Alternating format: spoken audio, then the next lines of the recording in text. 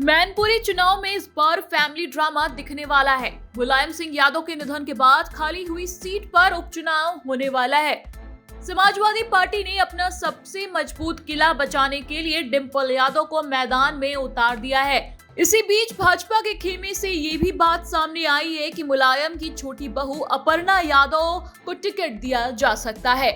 BJP ने इस seat को जीतने के लिए सारा जोर लगाने की तैयारी कर ली है। सपा ने भी संगठन के तौर पर नई चाल चली है और आलोक शाक्य को मैनपुरी का नया जिला अध्यक्ष बनाया है।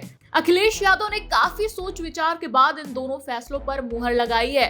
गौरतलब है कि पिछले विधानसभा चुनाव के बाद अखिलेश ने यह स्पष्ट किया था कि डिंपल अब चुनाव नहीं लड़ेंगी, लेकिन गुरुवार के दिन मैनपुरी लोकसभा सीट के लिए डिंपल यादव का नाम सामने आना कई लोगों के लिए हैरान करने वाला फैसला रहा।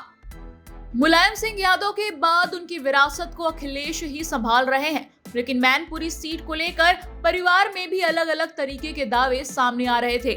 एक तरफ जहां मुलायम के भतीजे तेज प्रताप और धर्मेंद्र यादव के चुनाव लड़ने की खबरें सामने आ रही थी, तो वहीं चाचा शिवपाल यादव की महत्वाकांक्षा भी जोर मार रही थी। इसी बीच भाजपा के खेमे से ये भी बात सामने आई कि मुलायम की छोटी बहू अर्पणा यादव को टिकट दिया जा सकता है। ऐसे में अखिलेश यादव के सामने घरेलू राजनीति को साधना सबसे अहम मसला हो गया और शायद इसी की काट निकालने के लिए उन्होंने पत्नी को चुनाव में उतारा है। मैनपुरी लोकसभा क्षेत्र पर नजर डालें तो यहाँ यादव और शाक्य मतदाता ही सबसे प्रभावी भूमिका में है। यही वजह रही कि हमेशा से समाजवादी कर रहे इस सीट पर 2019 लोकसभा चुनाव में बीजेपी ने एक शाक्य प्रत्याशी को टिकट दिया था, जिसने अपने खाते में अच्छी खासी तादाद में वोट ट्रांसफर करवाए थे। पूर्व विधायक आलोक शाक्य को जिले का नया अध्यक्ष बनाना इसी सोची समझी रणनीति का हिस्सा नजर आता है। जातीय आंकड़ों पर निगाह डाले तो मैनपुरी संसदीय क्षेत्र में सबसे ज्यादा लगभग 4.25 लाख यादव मतदाता हैं।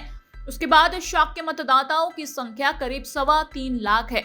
क्षत्रिय 2.25 लाख और ब्राह्मण मतदाताओं की संख्या करीब 1,10,000 है। दलित वोटों में सबसे अधिक 1,20,000 जाटव मतदाता हैं।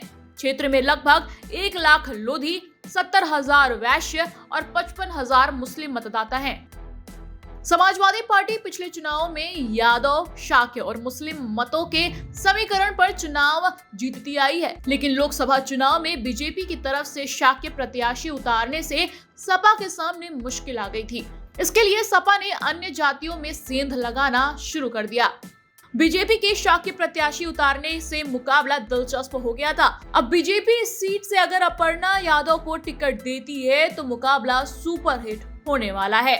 Times now Bharat digital original की रिपोर्ट।